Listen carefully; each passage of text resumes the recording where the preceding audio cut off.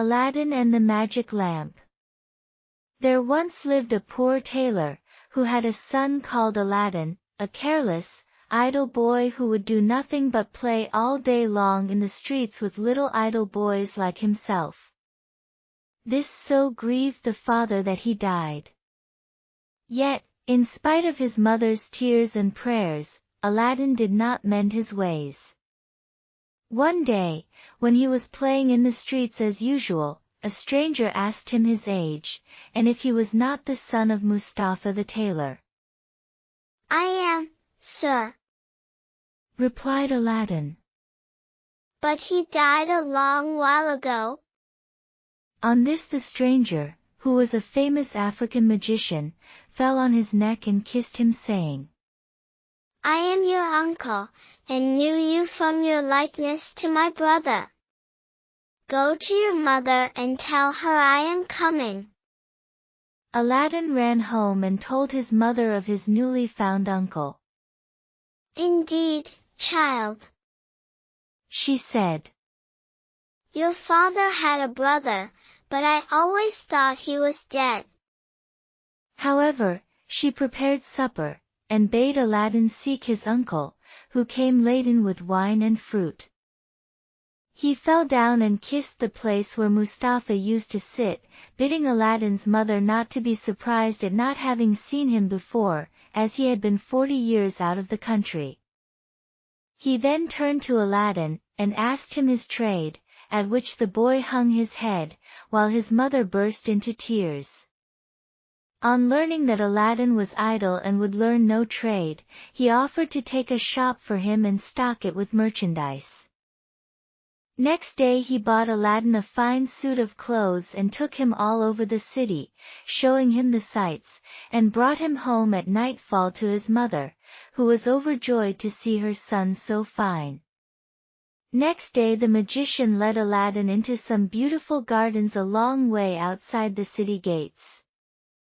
They sat down by a fountain and the magician pulled a cake from his girdle, which he divided between them. Then they journeyed onwards till they almost reached the mountains. Aladdin was so tired that he begged to go back, but the magician beguiled him with pleasant stories and led him on in spite of himself. At last they came to 2 mountains divided by a narrow valley. "We will go no farther," said his uncle. "I will show you something wonderful. Only do you gather up sticks while I kindle a fire." When it was lit the magician threw on it a powder he had about him, at the same time saying some magical words. The earth trembled a little in front of them, disclosing a square flat stone with a brass ring in the middle to raise it by.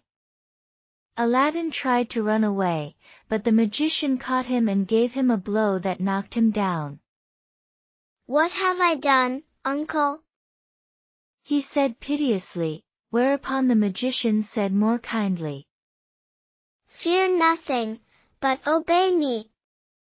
Beneath this stone lies a treasure which is to be yours, and no one else may touch it, so you must do exactly as I tell you." At the word treasure Aladdin forgot his fears, and grasped the ring as he was told, saying the names of his father and grandfather. The stone came up quite easily, and some steps appeared. "Go down," said the magician. "At the foot of those steps you will find an open door leading into 3 large halls. Tuck up your gown and go through them without touching anything, or you will die instantly. These halls lead into a garden of fine fruit trees. Walk on till you come to niche in a terrace where stands a lighted lamp. Pour out the oil it contains, and bring it me." He drew a ring from his finger and gave it to Aladdin, bidding him prosper. Aladdin found everything as the magician had said, gathered some fruit off the trees, and, having got the lamp, arrived at the mouth of the cave. The magician cried out in a great hurry, Make haste and give me the lamp. This Aladdin refused to do until he was out of the cave. The magician flew into a terrible passion, and throwing some more powder onto the fire, he said something, and the stone rolled back into its place. The man left the country, which plainly showed that he was no uncle of Aladdin's but a cunning magician, who had read in his magic books of a wonderful lamp, which would make him the most powerful man in the world. Though he alone knew where to find it, he could only receive it from the hand of another. He had picked out the foolish Aladdin for this purpose, intending to get the lamp and kill him afterwards. For 2 days Aladdin remained in the dark, crying and lamenting. At last he clasped his hands in prayer, and in so doing rubbed the ring, which the magician had forgotten to take from him. Immediately an enormous and frightful genie rose out of the earth, saying, What wouldst thou with me? I am the slave of the ring, and will obey thee in all things. Aladdin fearlessly replied, Deliver me from this place. Whereupon the earth opened, and he found himself outside. As soon as his eyes could bear the light he went home, but fainted on the threshold. When he came to himself he told his mother what had passed, and showed her the lamp and the fruits he had gathered in the garden, which were in reality precious stones. He then asked for some food. Alas, child, she said, I have nothing in the house, but I have spun a little cotton and will go sell it. Aladdin bade her keep her cotton, for he would sell the lamp instead. As it was very dirty, she began to rub it, that it might fetch a higher price. Instantly a hideous genie appeared, and asked what she would have. She fainted away, but Aladdin, snatching the lamp, said boldly, Fetch me something to eat. The genie returned with a silver bowl, 12 silver plates containing rich meats, 2 silver cups, and 2 bottles of wine. Aladdin's mother, when she came to herself, said, Whence comes this splendid feast? Ask not, but eat, replied Aladdin. So they sat at breakfast till it was dinner time, and Aladdin told his mother about the lamp. She begged him to sell it, and have nothing to do with devils. No, said Aladdin. Since chance hath made us aware of its virtues, we will use it, and the ring likewise, which I shall always wear on my finger. When they had eaten all the genie had brought, Aladdin sold one of the silver plates, and so on until none were left. He then had recourse to the genie, who gave him another set of plates, and thus they lived many years. One day Aladdin heard an order from the Sultan proclaimed that everyone was to stay at home and close his shutters while the princess his daughter went to and from the bath. Aladdin was seized by a desire to see her face, which was very difficult, as she always went veiled. He hid himself behind the door of the bath, and peeped through a chink. The princess lifted her veil as she went in, and looked so beautiful that Aladdin fell in love with her at first sight. He went home so changed that his mother was frightened. He told her he loved the princess so deeply he could not live without her, and meant to ask her in marriage of her father. His mother, on hearing this, burst out laughing, but Aladdin at last prevailed upon her to go before the Sultan and carry his request. She fetched a napkin and laid in it the magic fruits from the enchanted garden, which sparkled and shone like the most beautiful jewels. She took these with her to please the Sultan, and set out, trusting in the lamp. The Grand Vizier and the Lords of Council had just gone in as she entered the hall and placed herself in front of the Sultan. He, however, took no notice of her. She went every day for a week, and stood in the same place. When the council broke up on the 6th day, the Sultan said to his vizier, I see a certain woman in the audience chamber every day carrying something in a napkin. Call her next time, that I may find out what she wants. Next day, at a sign from the vizier, she went up to the foot of the throne and remained kneeling until the Sultan said to her, Rise, good woman, and tell me what you want. She hesitated, so the Sultan sent away all but the vizier, and bade her speak freely, promising to forgive her beforehand for anything she might say. She then told him of her son's violent love for the princess. I prayed him to forget her, she said, but in vain. He threatened to do some desperate deed if I refused to go and ask your majesty for the hand of the princess. Now I pray you to forgive not me alone, but my son Aladdin.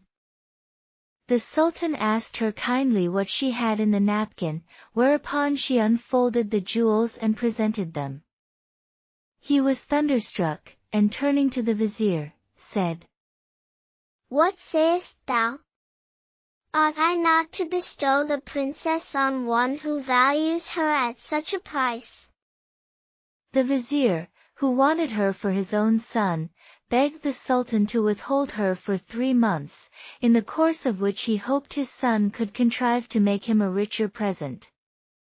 The Sultan granted this, and told Aladdin's mother that, though he consented to the marriage, she must not appear before him again for 3 months. Aladdin waited patiently for nearly 3 months, but after 2 had elapsed, his mother, going into the city to buy oil, found everyone rejoicing, and asked what was going on. Do you not know, was the answer, that the son of the Grand Vizier is to marry the Sultan's daughter tonight?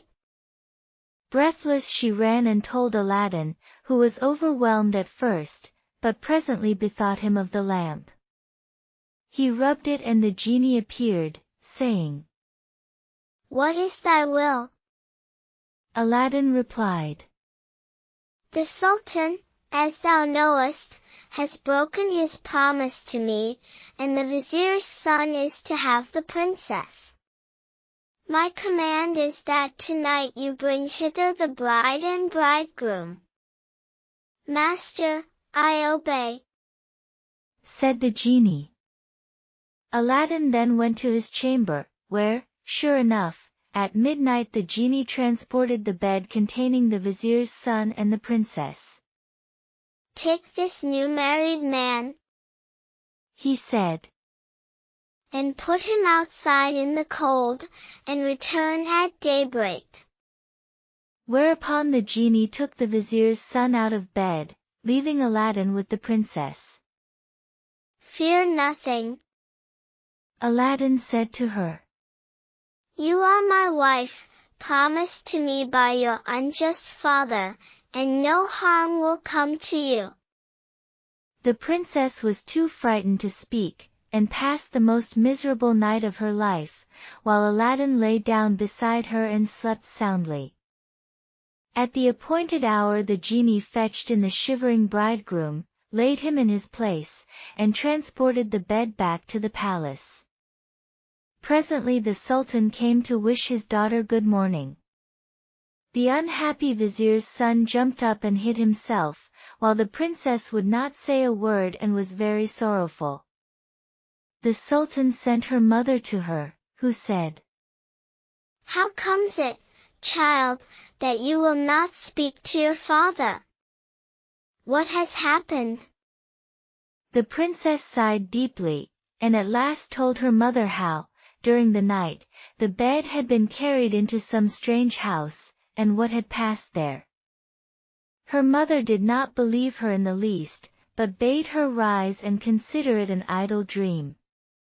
The following night exactly the same thing happened, and next morning, on the princess's refusing to speak, the Sultan threatened to cut off her head. She then confessed all, bidding him ask the vizier's son if it were not so. The Sultan told the vizier to ask his son, who owned the truth, adding that, dearly as he loved the princess, he had rather die than go through another such fearful night, and wished to be separated from her. His wish was granted, and there was an end of feasting and rejoicing. When the 3 months were over, Aladdin sent his mother to remind the Sultan of his promise. She stood in the same place as before, and the Sultan, who had forgotten Aladdin, at once remembered him, and sent for her.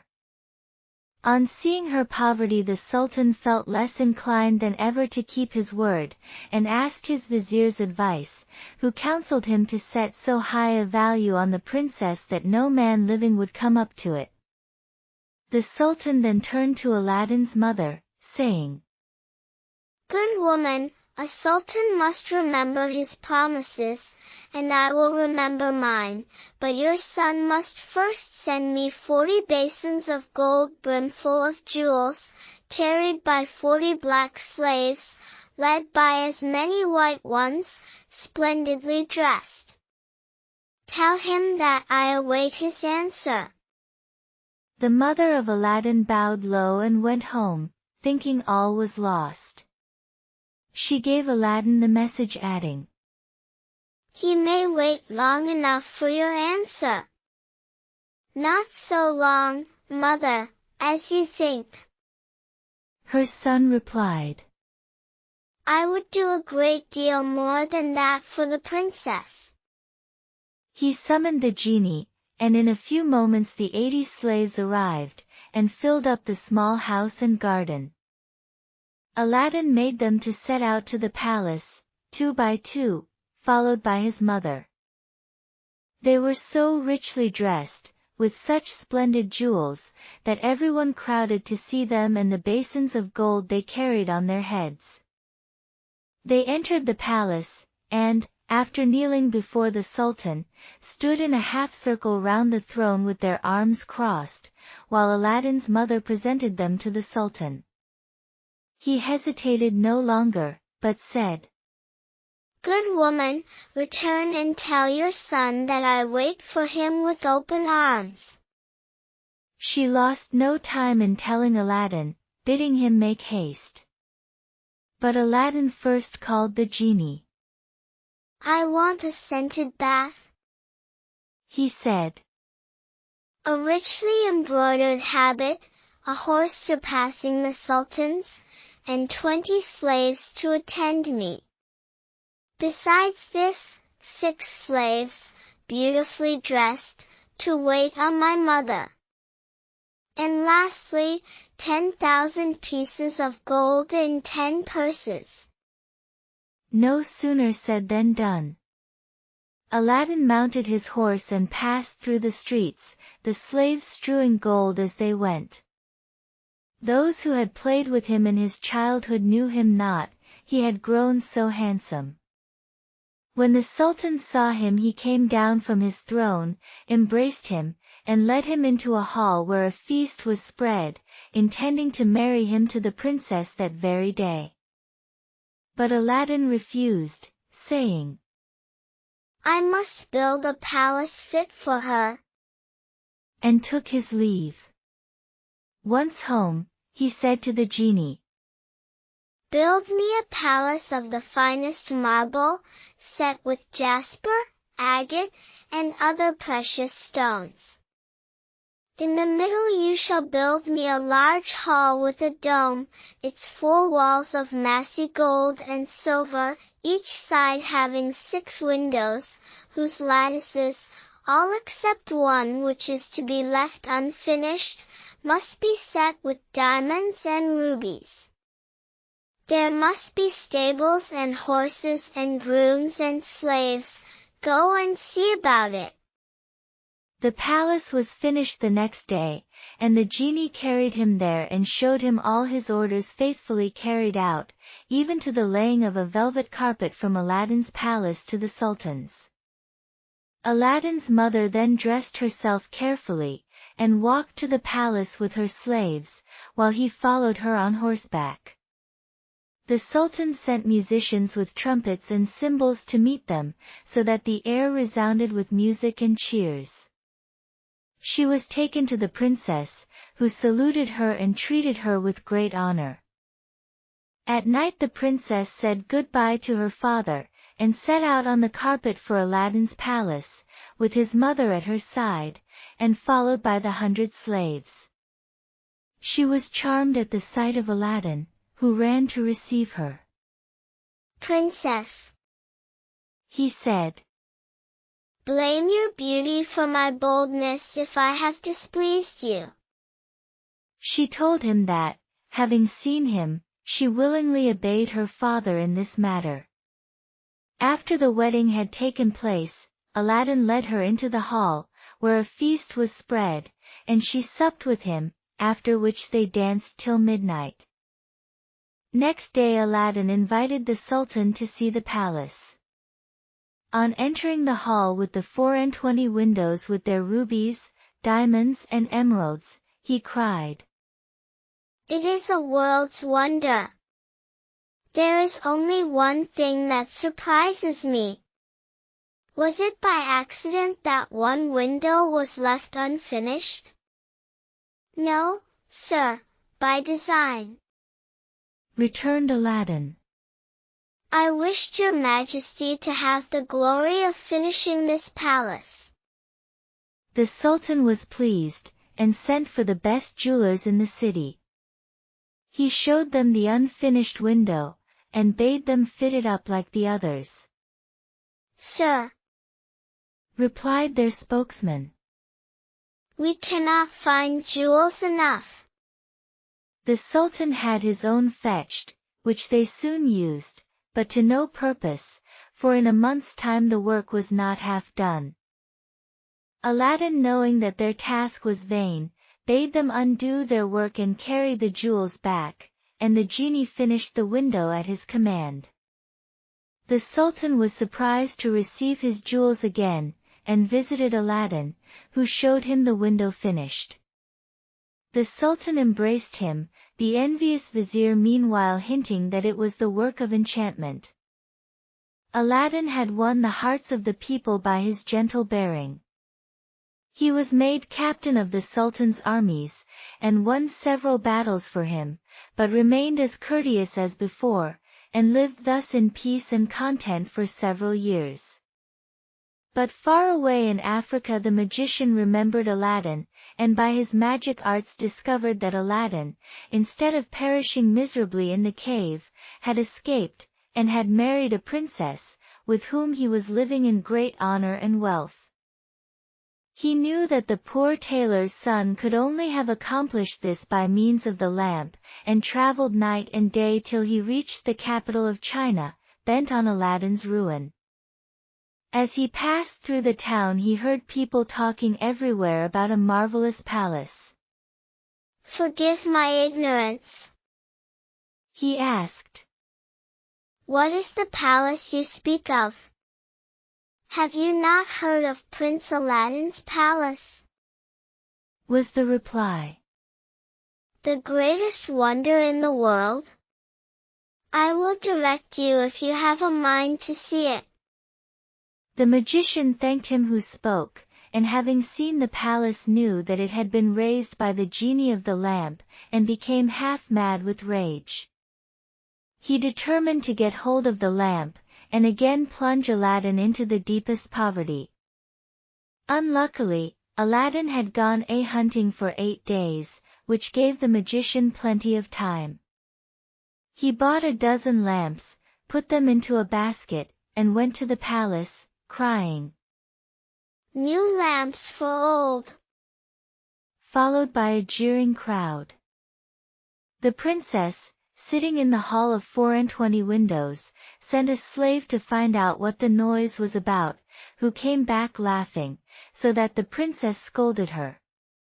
"Madam," replied the slave, "who can help laughing to see an old fool offering to exchange fine new lamps for old ones?" Another slave, hearing this, said, "There is an old one on the cornice there which he can have." Now this was the magic lamp, which Aladdin had left there, as he could not take it out hunting with him. The princess, not knowing its value, laughingly bade the slave take it and make the exchange. She went and said to the magician, "Give me a new lamp for this." He snatched it and bade the slave take her choice, amid the jeers of the crowd. Little he cared, but left off crying his lamps, and went out of the city gates to a lonely place, where he remained till nightfall, when he pulled out the lamp and rubbed it. The genie appeared, and at the magician's command carried him, together with the palace and the princess in it, to a lonely place in Africa. Next morning the Sultan looked out of the window towards Aladdin's palace and rubbed his eyes, for it was gone. He sent for the vizier and asked what had become of the palace. The vizier looked out too, and was lost in astonishment. He again put it down to enchantment, and this time the Sultan believed him, and sent 30 men on horseback to fetch Aladdin back in chains. They met him riding home, bound him, and forced him to go with them on foot. The people, however, who loved him, followed, armed, to see that he came to no harm. He was carried before the Sultan, who ordered the executioner to cut off his head. The executioner made Aladdin kneel down, bandaged his eyes, and raised his scimitar to strike. At that instant the vizier, who saw that the crowd had forced their way into the courtyard and were scaling the walls to rescue Aladdin, called to the executioner to stay his hand. The people, indeed, looked so threatening that the Sultan gave way and ordered Aladdin to be unbound, and pardoned him in the sight of the crowd. Aladdin now begged to know what he had done. "False wretch," said the Sultan, "come hither," and showed him from the window the place where his palace had stood. Aladdin was so amazed he could not say a word. "Where is your palace and my daughter?" demanded the Sultan. "For the first I am not so deeply concerned, but my daughter I must have, and you must find her or lose your head." Aladdin begged for 40 days in which to find her, promising if he failed to return to suffer death at the Sultan's pleasure. His prayer was granted, and he went forth sadly from the Sultan's presence. For 3 days he wandered about like a madman, asking everyone what had become of his palace, but they only laughed and pitied him. He came to the banks of a river, and knelt down to say his prayers before throwing himself in. In doing so he rubbed the ring he still wore. The genie he had seen in the cave appeared, and asked his will. "Save my life, genie," said Aladdin, "and bring my palace back." "That is not in my power," said the genie. "I am only the slave of the ring. You must ask him of the lamp." "Even so," said Aladdin, "but thou canst take me to the palace, and set me down under my dear wife's window." He at once found himself in Africa, under the window of the princess, and fell asleep out of sheer weariness. He was awakened by the singing of the birds, and his heart was lighter. He saw plainly that all his misfortunes were owing to the loss of the lamp, and vainly wondered who had robbed him of it. That morning the princess rose earlier than she had done since she had been carried into Africa by the magician, whose company she was forced to endure once a day. She, however, treated him so harshly that he dared not live there altogether. As she was dressing, one of her women looked out and saw Aladdin. The princess ran and opened the window, and at the noise she made, Aladdin looked up. She called to him to come to her, and great was the joy of these lovers at seeing each other again. After he had kissed her, Aladdin said, "I beg of you, Princess, in God's name, before we speak of anything else, for your own sake and mine, tell me what has become of an old lamp I left on the cornice in the hall of 24 windows when I went a-hunting." "Alas," she said, "I am the innocent cause of our sorrows," and told him of the exchange of the lamp.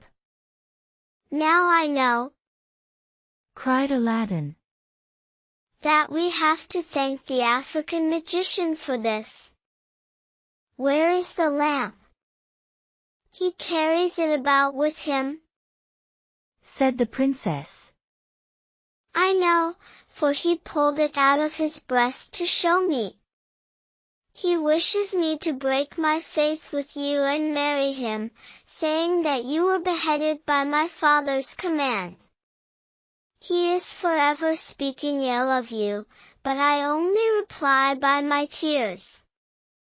If I persist, I doubt not but he will use violence." Aladdin comforted her, and left her for a while. He changed clothes with the first person he met in the town, and having bought a certain powder returned to the princess, who let him in by a little side door. "Put on your most beautiful dress," he said to her, "and receive the magician with smiles, leading him to believe that you have forgotten me. Invite him to sup with you, and say you wish to taste the wine of his country. He will go for some, and while he is gone I will tell you what to do." She listened carefully to Aladdin, and when he left her, arrayed herself gaily for the first time since she left China. She put on a girdle and headdress of diamonds, and seeing in a glass that she was more beautiful than ever, received the magician, saying, to his great amazement, "I have made up my mind that Aladdin is dead, and that all my tears will not bring him back to me, so I am resolved to mourn no more, and have therefore invited you to sup with me. But I am tired of the wines of China, and would fain taste those of Africa." The magician flew to his cellar, and the princess put the powder Aladdin had given her in her cup. When he returned she asked him to drink her health in the wine of Africa, handing him her cup in exchange for his, as a sign she was reconciled to him. Before drinking, the magician made her a speech in praise of her beauty, but the princess cut him short, saying, "Let us drink first, and you shall say what you will afterwards." She set her cup to her lips and kept it there, while the magician drained his to the dregs and fell back lifeless. The princess then opened the door to Aladdin, and flung her arms around his neck. But Aladdin went to the dead magician, took the lamp out of his vest, and bade the genie carry the palace and all in it back to China. This was done, and the princess in her chamber felt only 2 little shocks, and little thought she was home again. The Sultan, who was sitting in his closet, mourning for his lost daughter, happened to look up, and rubbed his eyes, for there stood the palace as before. He hastened thither, and Aladdin received him in the hall of the 24 windows, with the princess at his side. Aladdin told him what had happened, and showed him the dead body of the magician, that he might believe. A 10 days' feast was proclaimed, and it seemed as if Aladdin might now live the rest of his life in peace, but it was not meant to be. The African magician had a younger brother, who was, if possible, more wicked and more cunning than himself. He traveled to China to avenge his brother's death, and went to visit a pious woman called Fatima, thinking she might be of use to him. He entered her cell and clapped a dagger to her breast, telling her to rise and do his bidding on pain of death. He changed clothes with her, colored his face like hers, put on her veil, and murdered her, that she might tell no tales. Then he went towards the palace of Aladdin, and all the people, thinking he was the holy woman, gathered round him, kissing his hands and begging his blessing. When he got to the palace there was such a noise going on round him that the princess bade her slave look out the window and ask what was the matter. The slave said it was the holy woman, curing people by her touch of their ailments, whereupon the princess, who had long desired to see Fatima, sent for her.